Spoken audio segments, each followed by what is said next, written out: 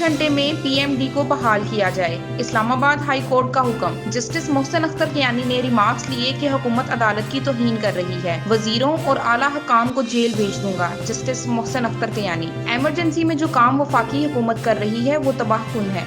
Justice Mohsin Akhtar Kiani ने कहा कि वजीर आजम और वजीर सेहत को शर्म आनी चाहिए। वफाकी हुकूमत अदालत के मुंह पर थप्पड़ मार रही है।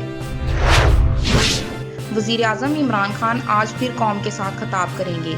वजीर आजम इमरान खान का कहना है कौम के सामने जामिया रोड मैप रखेंगे। हंगामी हालात में तमाम तर मुल्की वसाइल इस्तेमाल करने का फैसला।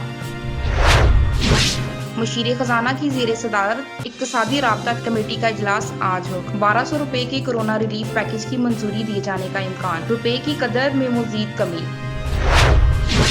इंटर बैंक में डॉलर 96 पैसे महंगा। डॉलर की कीमत 166 रुपए से और 50 पैसे कम हो गई। डॉलर की कीमत 166 रुपए 50 पैसे हो गई।